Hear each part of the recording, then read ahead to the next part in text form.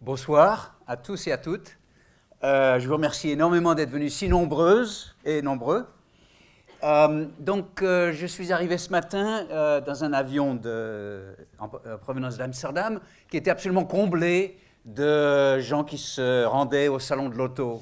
Salon de l'auto où les hommes sont des hommes et les femmes sont là pour les hommes. Donc je vais vous parler de quelque chose un peu différent. C'est dommage qu'il n'y ait personne du salon de l'auto ici tout de même. Et on m'a demandé de parler d'un côté de voyage et de l'autre côté de genre. Enfin, c'est un voyage un peu spécial parce que maintenant, il a duré à peu près 40 ans. Donc, c'est un voyage d'anthropologie.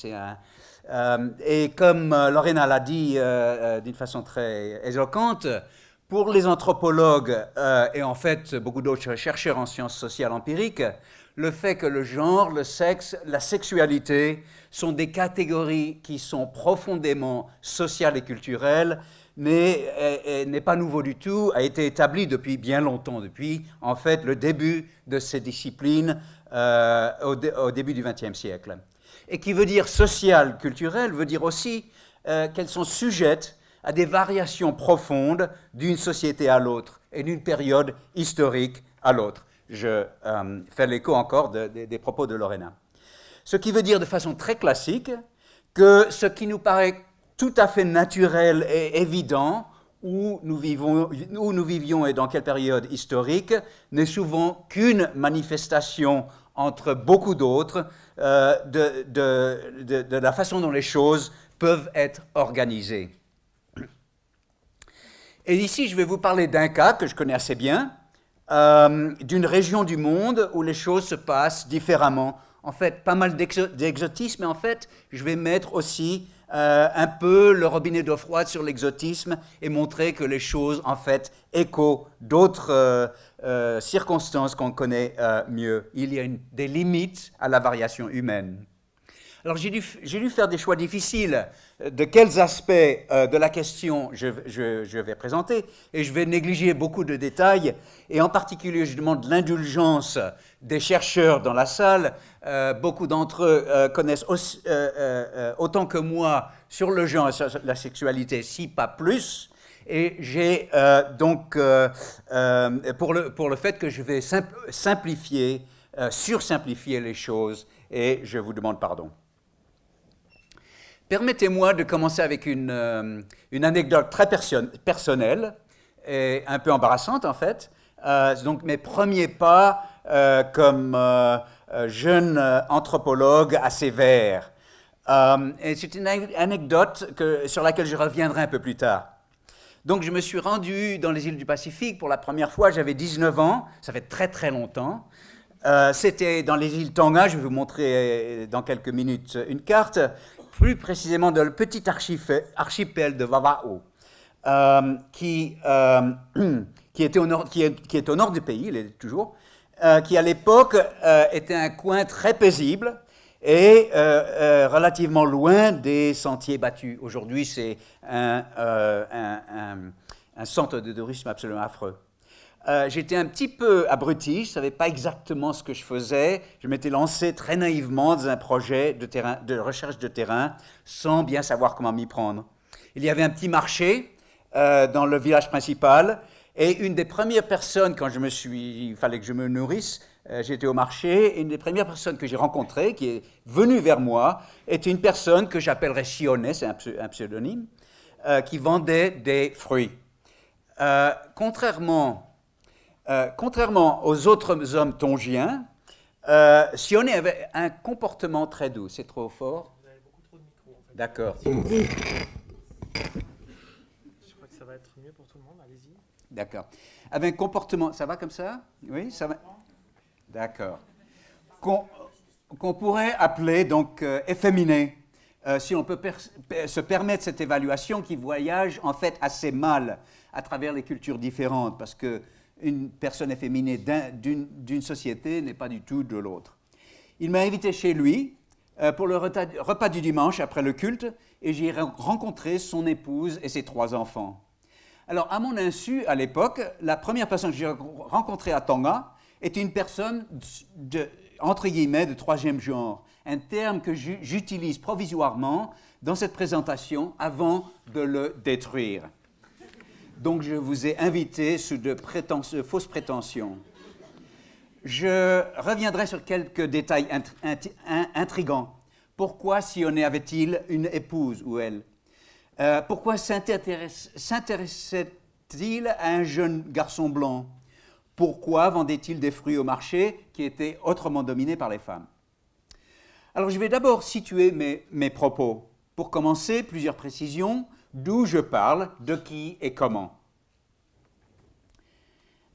Alors, les analyses que je vais vous présenter sont tirées en grande partie c'est pas une publicité, de l'ouvrage dont Lorena a fait allusion, qui est paru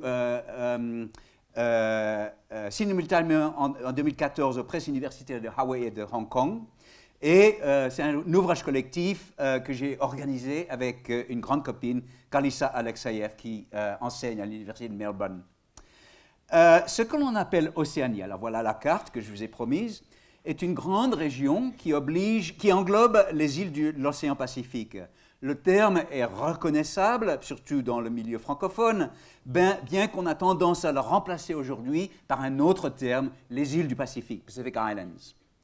Comme toutes les régions du monde, c'est une construction historique, dans ce cas du 19e siècle par les Européens.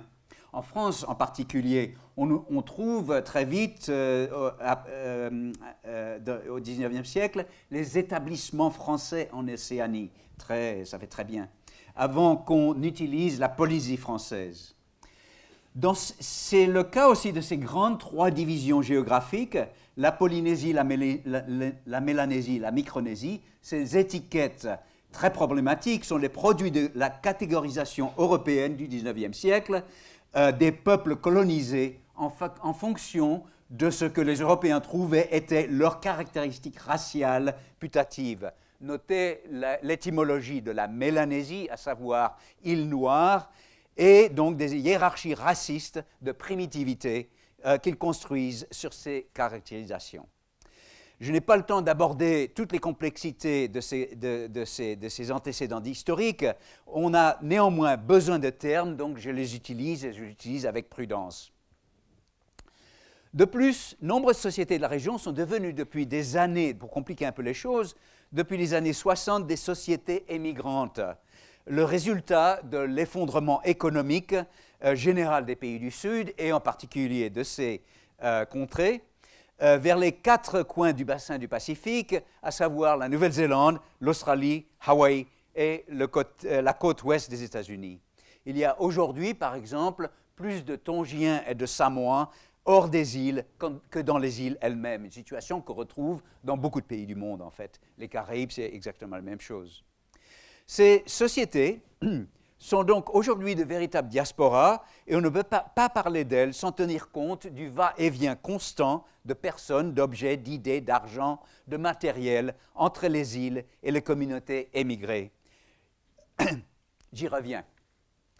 Pour des raisons que j'aborderai plus tard, et je parlerai surtout des sociétés polynésiennes, comme vous les voyez, ce grand triangle, dont les plus importantes et mieux connues sont Samoa, Tonga, Fidji, marginalement, un pied dans la Mélanésie, un pied dans la Polynésie, les îles Cook, la Polynésie française avec son centre Tahiti, Hawaï, l'île de Pâques et la Nouvelle-Zélande à Aotearoa, qui est à l'origine maori polynésienne, auquel, bien sûr, il faut ajouter les populations d'immigrants insulaires dans les pays dont j'ai parlé. Après, où qui? Dans la plupart de ces sociétés, probablement toutes, on trouve des personnes dont le comportement général et la personne ne correspondent pas aux normes sociales associées localement à leur identité sexuelle physiologique. Certaines caractéristiques de la manière de se présenter, la personne, le corps, le contexte social, leur sont attribuées. Et là, je parle à la voix passive, hein, pour de bonnes raisons, parce que en fait, ce sont surtout des stéréotypes. Par exemple, entre autres, un comportement féminin, par exemple, une façon de parler particulièrement émotive, un visage animé, une démarche maniérée, se mettre avec les hanches de côté comme ça. Mais c'est une fémininité qui n'est pas du tout celle des femmes biologiques. Une féminité aux ambitions cosmopolites et de glamour. J'y reviens aussi. Une affinité avec le travail domestique, par exemple lessive, cuisine, garde d'enfants, qu'elles le veuillent ou pas. D'ailleurs, on leur laisse la lessive pour qu'ils le fassent. Soins de parents âgés.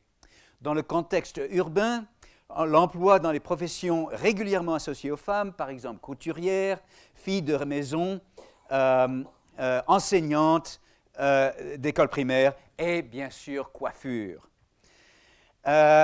Un intérêt poussé pour les questions de beauté, donc les salons de beauté, mode, design, concours de beauté, je vous en parlerai plus tard aussi. Une certaine expérience avec le travestisme, surtout dans le contexte de spectacle, dans la vie de tous les jours, grande variation vestimentaire selon les exigences du contexte. Une grande affinité amicale avec les femmes plus qu'avec les hommes. Alors les hommes ont des amis avec les hommes, les femmes avec les femmes, les transgenres donc avec les femmes, avec le genre opposé. Et des relations sexuelles en ce qui concerne ceux qui sont biologiquement hommes, j'allais dire biologiquement français, biologiquement hommes, avec des hommes dits hétéros. Et en d'autres termes, les hommes dont l'identité de genre est normative. Et c'est là où elle se distingue des transgenres occidentaux, de type, par exemple, transsexuel. Ce sont des catégories assez compliquées, un peu désuètes, dont l'identité de genre est complètement indépendante, néanmoins, de leur désir sexuel. Bon, beaucoup de transsexuels nés hommes en Europe ont vécu une existence hétérosexuelle pour une grande partie de leur vie avant leur coming out et se déclarer un homme prisonnier dans un corps de femme et vice-versa. Transition de genre. Peut-être plus succinctement, il s'agit de personnes de corporalité masculine qui, depuis la petite enfance, reçoivent une note sous la moyenne pour leur performance du code de la masculinité dans ces sociétés, lesquelles mettent en avant une hyper-virilité qui exige beaucoup de travail pour être donnée à voir. Et bien sûr, pour ceux qui sont nés dans un corps de femme, le contraire. Beaucoup moins connues, mais aussi présentes, sont précisément ces personnes dont la physiologie sexuelle est celle de femmes, mais qui se comportent d'une façon qu'on reconnaît localement comme ne correspondant pas à leur sexe. Choix de travail dur, entre guillemets, normalement associé aux hommes, présentation garçon manqué dans l'enfance, garçon manqué dans l'enfance, on les appelle très souvent tomboy, mot anglais bien sûr, et attraction sexuelle tournée vers les femmes. Bien qu'à premier abord, ces personnes à l'anatomie féminine mais au comportement d'homme, semble être la simple image miroir des personnes transgenres à l'anatomie masculine. Il y a des écarts très importants entre les deux. J'y reviendrai s'il reste du temps. C'est un territoire, malheureusement, toujours largement inconnu. Pour des raisons qu'elles sont beaucoup moins visibles et beaucoup plus sauvages que les transgenres à physiologie masculine. Une chose importante est le fait que l'orientation du désir sexuel est vue dans ces sociétés comme la conséquence d'une identité genrée et non comme un trait qui définit l'identité. Donc, bien sûr, on vous dira dans ces sociétés que ces hommes efféminés s'intéressent sexuellement aux hommes, aux vrais hommes. Ceux qui vont au salon de l'auto. Ils se conduisent en femmes. Donc, ce n'est pas une question d'homosexualité ou d'hétérosexualité, comme dans les pays qu'on connaît très bien, et dans les pays industriels contemporains. Mais j'insiste sur le thème contemporain aussi.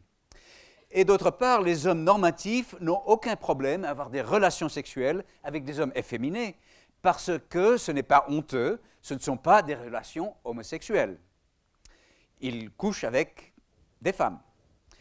Il y a bien sûr des gays, des lesbiennes de style occidental dans les îles du Pacifique. Ça dépend où on est. Il y en a plus dans certaines contrées qui sont plus, disons, occidentalisées que d'autres. C'est-à-dire des hommes au comportement de genre normatif dont la seule déviation de la norme est une attraction érotique et affective pour les autres hommes genrés normativement. Vous en regardez un. C'est logiquement impossible, on vous dira dans les îles.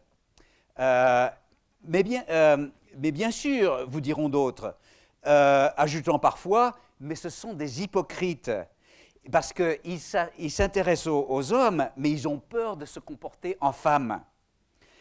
En fait, ceci ressemble aux idéologies occidentales. Il y a en fait assez peu de temps, au XIXe siècle, c'était la même chose, et aux préjugés que l'on trouve toujours parmi nous. Et en fait, c'est le découplage de l'orientation sexuelle du comportement genré en Occident est un phénomène très très récent, datant du XIXe siècle, et que l'on ne trouve pas dans la plupart du monde. Je vais compliquer. Le problème inhérent à cette caractéristique est le fait qu'elle ne s'applique pas toutes aux personnes que les insulaires identifient comme étant le membre de ce fameux troisième genre, et que certaines peuvent très bien s'appliquer à des hommes qui ne sont pas normalement identifiés comme troisième genre.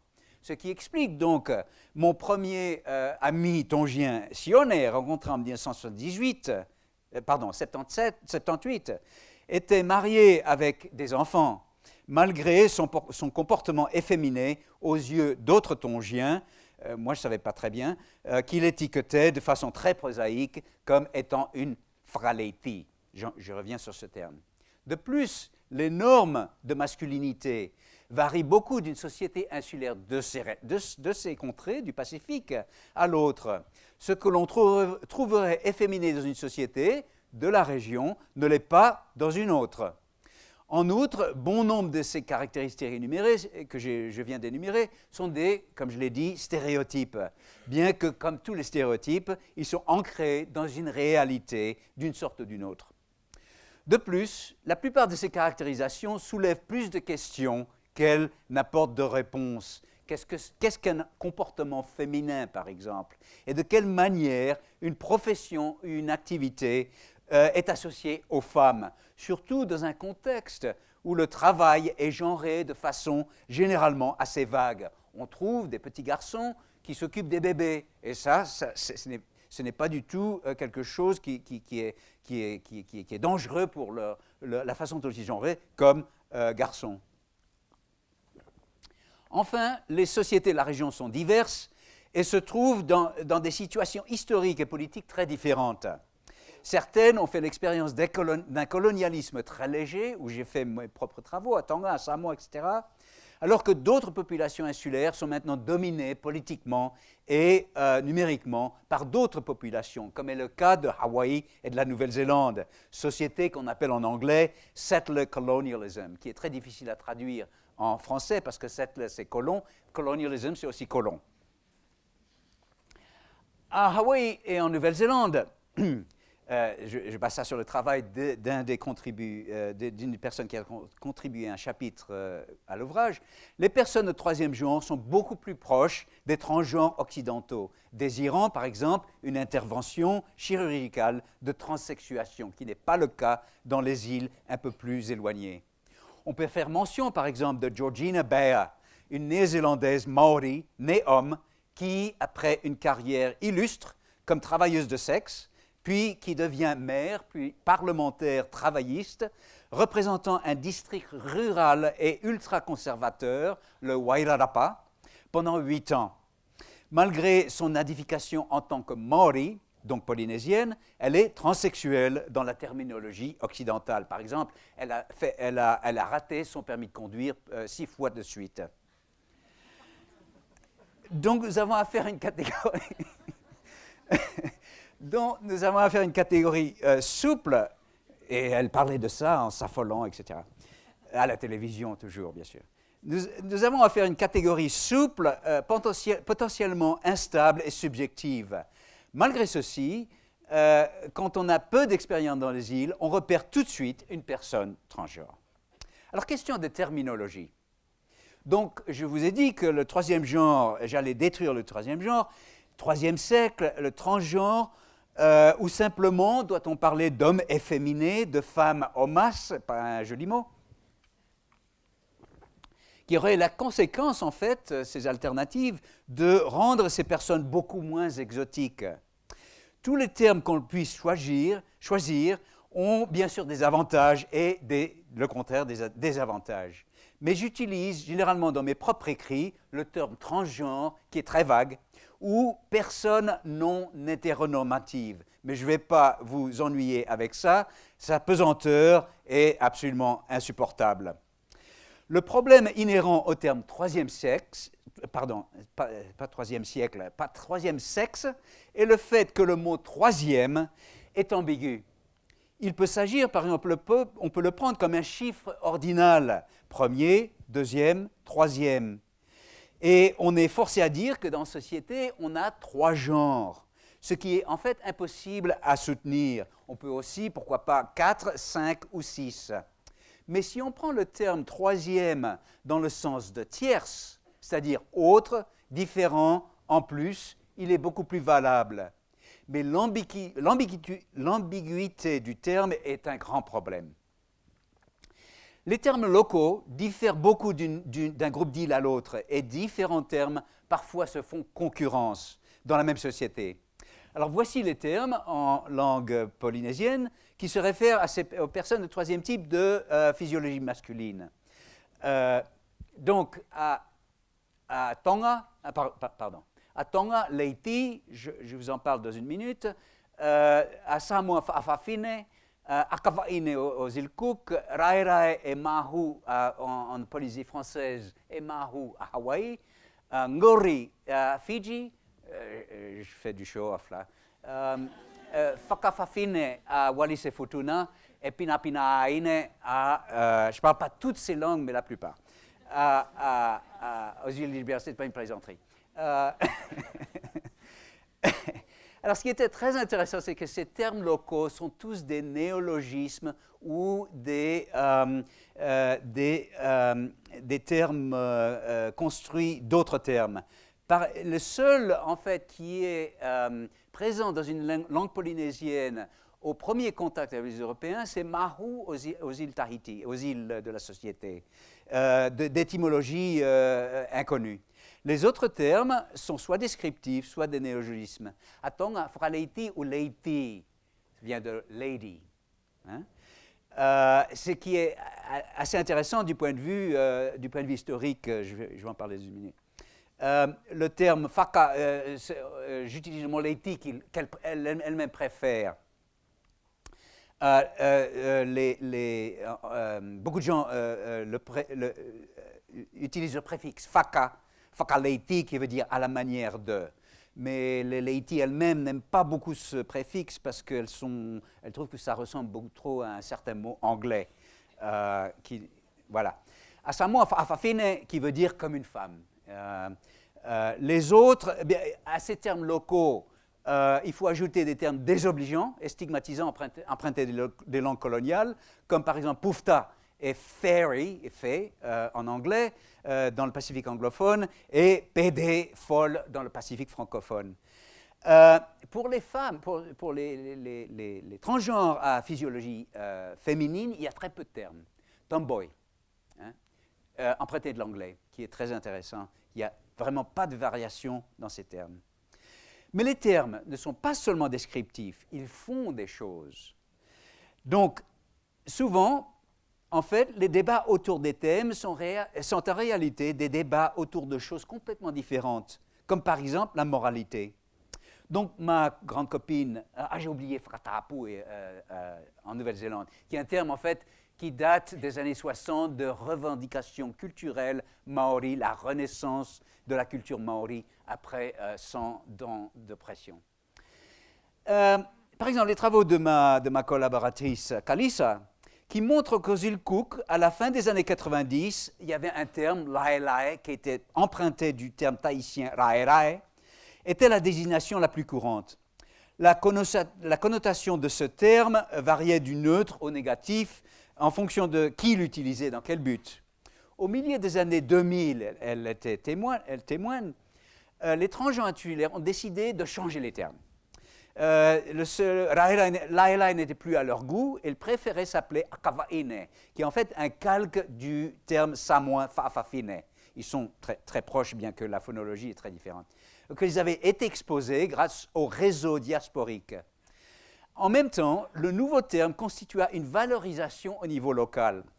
Akavaine, jusqu'à cette époque, était un mot à connotation négative référant aux jeunes femmes qui se comportaient, entre guillemets, au-dessus d'elles-mêmes, qui ne connaissaient pas leur place, qui affichaient un comportement individualiste et impudique. Elles parlaient trop fort, par exemple, ou elles allaient en disco.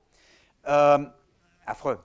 Les insulaires transgenres s'approprièrent ce terme pour indiquer que leur sophistication et leur charme les mettaient précisément en vedette, donc elles pouvaient sortir en disco. Et elles étaient donc fières plus qu'autre chose. Donc c'est une revendication, un changement de terme qui est aussi une revendication morale, en fait, plus qu'autre chose. Les termes peuvent donc être instables au fil du temps, mais aussi bien qu'ils peuvent être, à un moment donné, l'objet de contestation. Donc il faut mettre au second plan les questions de terminologie. Est-ce un troisième genre, un transgenre, etc. Et vraiment voir qu'est-ce qui se passe. Racine historique. Alors l'histoire du genre et de la sexualité dans les îles du Pacifique est impliquée dans l'histoire des contacts avec les Occidentaux, entre les Occidentaux et les insulaires. Et en fait, l'histoire de la sexualité dans nos pays dérive beaucoup de l'histoire de ces contacts. Au siècle des Lumières, par exemple, et pendant l'ère romantique, il y avait toute une mythologisation des Occidentaux des îles du Pacifique, basée en fait sur ce qui s'avérera plus tard être une mécompréhension des actions des insulaires pour les voyageurs européens. Le sujet demande tout un cours lui-même, je ne vais pas le faire maintenant, mais je vais me borner qu'à quelques détails.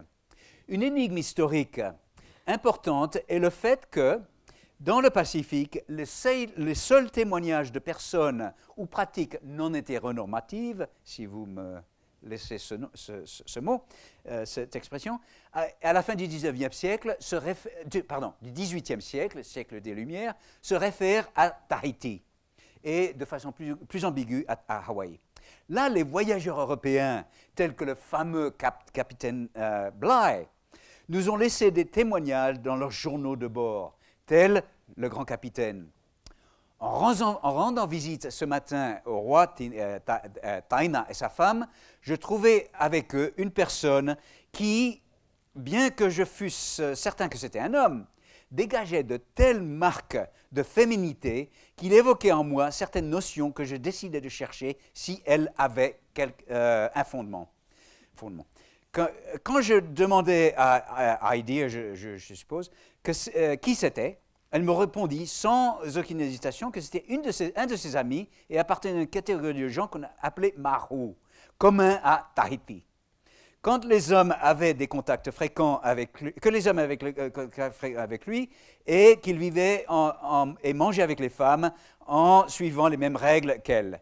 La façon efféminée de parler de cet homme me conduisit à penser qu'il avait souffert la castration. Plus tard, il met son gant et essaye de trouver si c'est vrai. Et qu'il faisait d'autres choses choquantes et contraires à la nature. Surtout que j'eus bien des idées que ceci est commun dans cette mer. Donc une ambiguïté, il ne savait pas qu'il se comportait en homme des siècles des Lumières, donc ouvert, mais il y avait tout de même une certaine gêne. Je n'étais pas complètement trompé sur mes hypothèses, sauf que des choses dégoûtantes étaient bien commises. Décider, comme je l'étais, de vouloir disculper ces gens de tels crimes entre eux et de prouver qu'ils étaient commis, j'avais à peine demandé à Taina de m'informer qu'une douzaine de gens, aussi que la personne elle-même, répondirent à toutes mes questions sans réserve, me racontant que c'était les Mahu. Les femmes les considèrent du même sexe qu'elles et ils observent chacun de leurs restrictions et il était également respecté et estimé. Alors Bligh fait face à ce dilemme, donc il veut se comporter en homme du siècle des Lumières, mais il doit se présenter donc comme intellectuel éclairé et ouvert, qui ne porte pas de jugement moral sur les autres, mais tout de même il y a des limites, hein. Et le péché philosophique est signe d'un désordre inadmissible, surtout à une époque où il était en fait intégré dans tout un contexte, c'est-à-dire la marine royale, où il y avait une augmentation de la répression contre la sodomie. Sodomie qui est n'importe quoi autre que le contact pénien et vaginal entre les hommes et les femmes. Les gens étaient pendus sur les bateaux parce que c'est 1789, je ne sais pas si vous vous rappelez de cette année, mais alors tout acte de sodomie était la France, rappelait la France, donc trahison. D'autres îles du Pacifique de la même époque, silence complet, silence et même négation de l'existence des hommes transgenres. Et pourtant, les gens, les voyageurs aimaient beaucoup vraiment décrire beaucoup de choses. Cannibalisme, etc. Infanticide. Pourtant, aujourd'hui, les personnes non hétéronormatives nous présentent, se présentent dans toutes les sociétés de la Polynésie et peut-être la Micronésie et de plus en plus en Mélanésie. Bien sûr, on ne peut pas savoir si les pratiques n'existaient pas parce qu'elles n'étaient pas décrites, mais on peut être assez sûr que c'en était le cas. Donc l'émergence historique de catégories transgenres dans le Pacifique semble être le produit de dynamiques de contact, de pouvoir et d'échange qui ne sont pas réductibles à un simple processus d'importation. Pour prouver ça, il faudrait tout un cours, je ne vais pas le faire maintenant. Alors réaction immédiate. Mais ce n'est pas traditionnel, ce ne sont pas des catégories traditionnelles. Oui, bien sûr qu'elles le sont, mais seulement si l'on comprend la tradition comme étant une notion, qui l'est toujours, qu'elle-même n'est pas stable, qui est constamment créée et recréée, surtout dans un contexte politique. Et là, je vais vous parler du travail d'une autre collègue, Makiko Kuwahara, qui offre une très belle illustration. Elle compare donc les catégories transgenres à Tahiti et Bora Bora. Ils séparaient, dans la même zone de la Polynésie française, séparés par 200 km et qui font partie de la même ère culturelle et politique. Il y a deux termes, comme je vous l'ai dit auparavant, Mahu et Rae Rae, qui ont des connotations différentes dans ces deux îles. À Tahiti, les Mahu sont vues comme plutôt conservatrices. Elles sont devenues, depuis les années 80, gardiennes de la tradition, entre guillemets, dans un contexte de la renaissance culturelle qui a été effectuée dans ces îles, liée au mouvement indépendantiste. Comme vous le savez peut-être, les îles de la Polynésie française sont assez anti-françaises. Elles sont professeurs de chant, de danse, d'art plastique traditionnel, etc., souvent réinventés dans cette renaissance culturelle et politique. Au contraire, les Rae Rae, plus flamboyantes, sont considérées comme des personnes immorales et inauthentiques en raison de leur lien avec la présence coloniale française, en particulier les militaires qui sont censés les fréquenter. Et le militarisme, la présence militaire, en Polynésie française est très problématique parce qu'elle est liée bien sûr aux essais nucléaires jusque dans les années 96, les derniers par Jacques Chirac, la hausse du coût de la vie, l'appauvrissement de la population.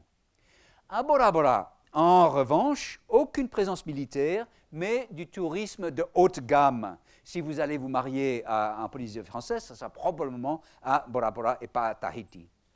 On ne différencie pas les Mahu, à Bora Bora, on ne différencie pas les Mahu et les Rae Rae. Donc ce sont deux termes qui disent exactement la même chose, qui veulent dire la même chose.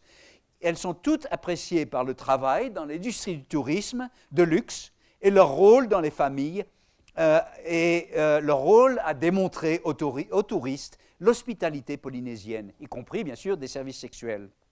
Donc le contraste entre ces deux îles, sinon très proches l'une de l'autre, entre tradition et modernité est une construction et une construction en fait qui est très politique, construction de la tradition à Tahiti dans un milieu politique d'indépendance. Et la tradition est antimilitariste. Et la tradition peut dériver de la modernité. Donc, voilà.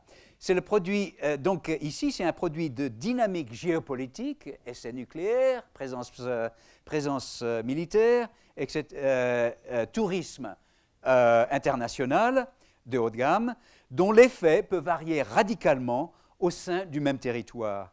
Et les catégories transgenres sont impliquées d'une façon très intéressante et assez complexe. Ça serait très facile, ça aurait été très facile pour mon ami Makiko d'y aller, de dire toutes les îles sont pareilles, je vais faire seulement des recherches à Tahiti, alors qu'en faisant la recherche dans des îles différentes, elle a trouvé des choses très intéressantes. Donc, jusqu'à présent, j'ai présenté les transgenres polynésiens comme des individus. J'ai parlé d'eux comme des individus autonomes, mais en fait, dans ces sociétés, on est tout d'abord un pion dans un réseau social, de relations sociales, avant d'être un individu. Une des choses les plus frappantes, les relations sociales de tous les jours des transgenres mâles au sein de leur famille, et là je ne parle que des mâles, avec les voisins et les familiers, même des inconnus, sont en général extrêmement prosaïques, surtout avec les familiers, surtout avec les femmes. Rien à voir avec l'attitude occidentale envers les personnes de genre difficile à déterminer, les étonnements, les mépris, les ricanements embarrassés. Les personnes normatives savent exactement à qui elles ont affaire. Il n'y a aucune surprise. Les églises, je fais une pause pour le suspense, les églises, en majorité protestantes, qui jouent un rôle très important dans la vie de toutes ces sociétés christianisées depuis le début du 19e, apprécient très souvent les personnes transgenres, qui balayent furieusement l'église au petit matin, le dimanche, avant le premier culte, et décorent l'autel de façon impeccable. Ainsi, une de mes copines, Little Princess Amiland, a changé son nom en cours de route. Elle était Lady Amiland avant, elle a décidé Little Princess, ça faisait mieux, dont le grand-père a construit la cathédrale méthodiste de Nuku'alofa, la capitale de Tonga. Elle est l'héritière, à cause de ce fait, d'un siège à l'église au premier rang, juste en face des ambassadeurs et de la famille royale, qu'elle vient occuper tous les dimanches, fardée et tirée aux 4 épingles, avec son tailleur et ses talons, malgré bien souvent une gueule de bois fulgurante, le résultat d'avoir trop fait la fête le samedi soir. Comme tout le monde dans ces sociétés, on est d'abord inséré dans la parenté et jugé moralement sur la base de ce qu'on contribue matériellement et affectivement. Et les Mahu, les Fa'afafine, les Liti sont très souvent complètement intégrés dans le système de parenté. Ceci comprend aussi la possibilité d'adopter surtout des petits-neveux et des nièces, chose assez courante dans les sociétés. Le mot qui décrit ces pratiques veut en général dire nourrir, en tahitien fa'amu, en samoan fa'angai. Des parents qui voient leur fils acquérir de manière efféminée ne sont pas forcément contents, mais pas bouleversés. Il n'y a pas besoin de coming out. Hein. On le voit tout de suite, quand le petit a 4 ou 5 ans, il deviendra mahu fraleiti, ce qui veut dire que les parents, une aubaine, auront un des enfants qui ne va pas se marier et qui va s'occuper d'eux dans la vieillesse. Voilà, relation sociale, hein, primordiale. Mais c'est là aussi où l'on trouve des divergences importantes, d'un côté entre les mères et les pères, et de l'autre côté entre les garçons transgenres et les filles transgenres. Alors je reviens sur les filles là. Le garçon transgenre est souvent chouchouté, surtout par les mères et les sœurs, qui le trouvent mignon et amusant. On le déguise un peu en poupon, on le met des robes et on lui demande de danser à la manière des filles. Plus tard, elle sera une formidable copine qui raconte des histoires souvent très transgressives jusque tard le soir et fait rire tout le monde. Le contraste, c'est le père et les frères. Hein, donc on ne parle plus de parents là. et qui sont agacés et s'inquiètent que le fils, Fraleiti ou Mahu, va apporter la honte sur la famille, surtout avec ses exploits sexuels, en se conduisant de façon grotesque, grotesque où il ne faut pas le faire. Alors j'insiste sur un point, parce que je suis sûr qu'il y a une question là-dessus. Est-il vrai que les parents transforment un garçon ou une fille en fille et vice-versa, quand le genre n'est pas équilibré dans les familles? Il y a trop de garçons ou il y a trop de filles? Non. Malgré le fait qu'on trouve cette assertion dans la presse populaire, une de mes cousines m'a donné un exemplaire de Marie-Claire, ça fait quelques années, avec un article intitulé sur Tahiti « Tu seras une fille, mon fils. Aucun parent, c'est une invention du journaliste. » J'ai donc fait un recensement à Tonga. J'ai pas eu le temps de vous montrer, de chercher les résultats. Vous devez me croire. Il n'y a absolument pas de preuves statistiques. En fait, un de mes amis dont je vous ai montré une photo auparavant, fait partie d'une famille de 8 sœurs et pas de frères, sans garçons. Donc, aucun intérêt à changer le petit garçon en fille. Et aucun parent volontairement choisirait un chemin de vie pour un fils qui ne mènerait pas au mariage, à la reproduction, aux petits-enfants. Alors, par contre, les parents et frères et sœurs sont universellement ennuyés par la fille-garçon manquée, tomboy. Une grosse distinction entre les deux formes des transgenres. Donc, une façon par laquelle les Mahu et les Fa'afafine peuvent se racheter aux yeux de tous, y compris les pères et les frères, c'est en devenant bonnes travailleuses, ce qui arrive souvent. Ma meilleure amie Malakai, deuxième photo, à Tonga, qui règne sur le monde de la mode tongienne, de derrière sa machine à coudre, elle ne bouge pas beaucoup, est admirée par tout le monde. On voit le regard admiratif du côté gauche. Elle est généreuse, elle porte le fardeau de la parenté, Fuakavenga, on parle comme ça à Tonga, est toujours là pour contribuer des habits, des nattes, de la nourriture, de la main-d'œuvre, au mariage, aux enterrements, tous les événements rituels où l'on doit se présenter comme quelqu'un qui est famille, c'est-à-dire donner. Elle s'occupe de moi à chaque fois que je suis à Tonga. Je suis gonflé de nourriture tout le temps. Bien qu'on puisse finalement apprécier le travail dur que fournit le tomboy en contraste, l'embarras de son existence ne disparaît jamais complètement, au contraire de l'homme transgenre. Donc il y a vraiment une inégalité entre les femmes et les hommes ici. Le travail est souvent... pour revenir au travail, et je dois dire que j'ai fait très peu de recherches sur les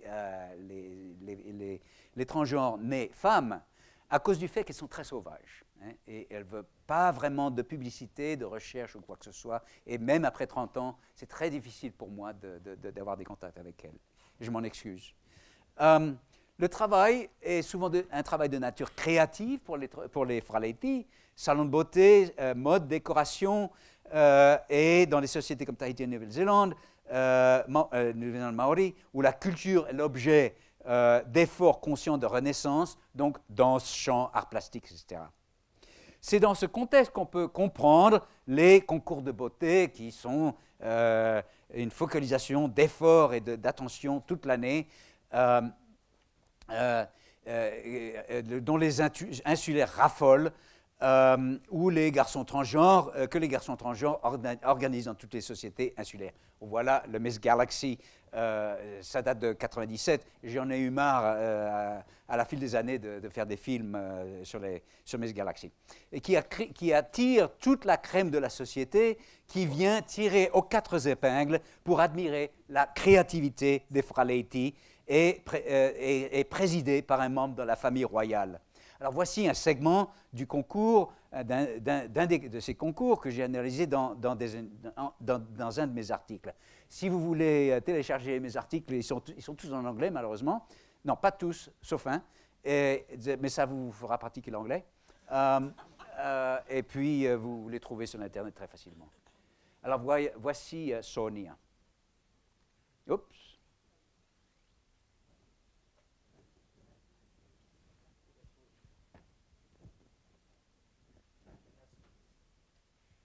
Peut-être pas.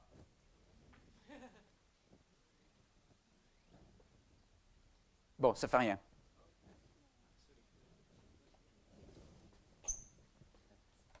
Ah oui, d'accord, pardon.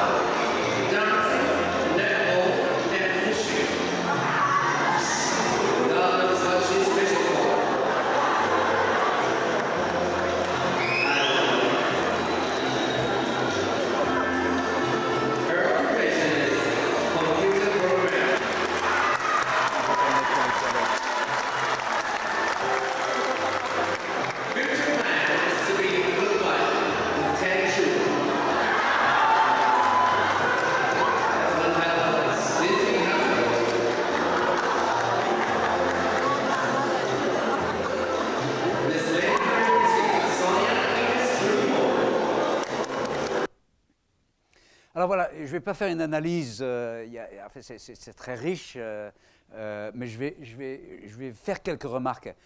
Vous avez remarqué que tout est en anglais, alors que en fait, 90% du public parle le tongien, et que les Fraleiti elles-mêmes ont du mal à maîtriser la langue cosmopolite, l'anglais. Il y a tout un jeu de plaisanterie et d'humour, les 10 enfants, où règne une tension entre l'humour contrôlé par les concurrents et l'humour à leurs dépens. Quand une laity, néanmoins, quand une laity gagne le concours, qui est un argent, un billet d'avion, qui est de l'argent ou un billet d'avion, il est souvent le cas que les parents expriment leur joie et leur reconnaissance envers leurs enfants. Souvent, un père ou une mère ou une sœur monte sur l'estrade en dansant de joie. Et c'est là où les pères changent d'avis. Parce qu'il devient productif. Donc, il a un billet d'avion pour la Nouvelle-Zélande, un billet aller-retour, bien sûr, mais ça sera seulement l'aller.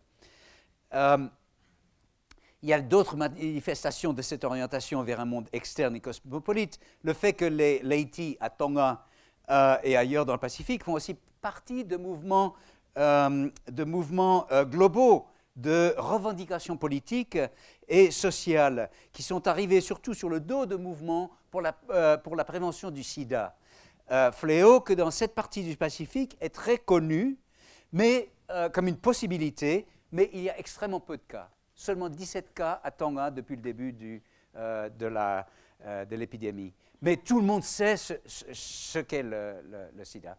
Et donc l'association de VIH avec les Laity est donc fondée sur en fait un stéréotype que ce seront elles qui seront victimes de la maladie, qui vont l'attraper. Donc les gens n'entretiennent pas du tout la possibilité que les hommes tongiens hétéros qui ont très volontiers des relations sexuelles avec les Laity peuvent être eux-mêmes exposés à l'infection. Donc il y a de quantités d'ateliers organisés par les ONG exclusivement adressés aux transgenres, aux Fraleiti, qui apportent une politique de revendication de visibilité individuelle assez différente de la politique qui a existé jusqu'alors, qui mettait l'emphase sur la parenté, la reconnaissance du travail, le fait de se fonder dans la société. Une politique qui aussi a ses limites et ses désavantages. Certaines Laity, donc il y a par exemple des ateliers comme ceci, qui sont menés par un garçon néo-zélandais, mal peigné, et probablement ils ne sentent pas très bon, les blancs ne sentent pas bon pour les Polynésiens. est mal habillé. On ne porte pas un t-shirt comme ça et des shorts, c'est affreux. Certaines laïtés à Tonga, deviennent des spécialistes de ces mouvements, deviennent des représentants des transgenres tongiens au reste du monde, y compris par exemple Joey, qui est privilégiée dès le début et a accès à l'Internet. Et mes propres étudiants les rencontrent dans les ateliers et les conférences internationales. Donc, il y a un clivage social qui se passe par ces dynamiques. Bon, le temps court, donc je vais abrévier. Que peut-on apprendre de façon générale de ces explorations ethnographiques? Dans les sociétés humaines, il y a de nombreuses façons d'organiser les relations entre le genre, comme catégorie socio-culturelle, le sexe, catégorie physiologique mais aussi socio-culturelle, et l'orientation sexuelle, catégorie psychologique ou affective. L'organisation de ces catégories, qui nous paraît évidente dans les sociétés occidentales, n'est pas forcément la plus naturelle, ni peut-être la meilleure, si je me peux permettre un certain jugement. La catégorisation des humains en fonction de l'orientation sexuelle et affective, hétérosexuelle, homosexuelle, bisexuelle, un peu des deux, qui semble si fondamentale aux Occidentaux, n'est pas du tout primordiale ou obligatoire. D'autres sociétés s'intéressent beaucoup plus au genre qu'à la sexualité dans sa compréhension des gens, y compris d'ailleurs les sociétés occidentales jusqu'au XIXe siècle. Bien qu'on doit se garder de ne pas réifier les sociétés occidentales et non occidentales, on peut néanmoins constater de façon intéressante des idéologies occidentales contemporaines. On peut les comparer les idéologies. En Occident, on comprend l'identité sexuelle, ainsi qu'en fait l'identité en général, comme une propriété de la personne. La sexualité est donc une question d'être quelque chose, être entre guillemets, et accessoirement une question de relation avec ceux qui nous entourent. On est mâle ou femelle et par conséquent, on est un homme ou une femme. Dans d'autres sociétés, le sexe et le genre sont beaucoup plus directement matière de relations interpersonnelles, de dispositions qui permettent et limitent les actions sociales. Les personnes, comme les transgenres polynésiens dont je vais parler, dont la subjectivité est en contradiction avec leur statut sexuel, apparaissent comme une énigme sociologique plus que psychologique. Et le décalage tend à être géré par la réaffectation de la personne à une catégorie sociale différente et tout à fait anodine. Le sujet genré et sexué, donc, dont j'ai parlé, font à la fois partie intégrante de leur société, mais aussi sont subversives de l'ordre social. Ils sont intimement mêlés avec ce que beaucoup considèrent comme tradition, entre guillemets, mais ils sont aussi les héros de la nouveauté, de l'expérimentation et de l'exogène. Leur existence même incarne les contradictions de l'ordre social contemporain. Merci.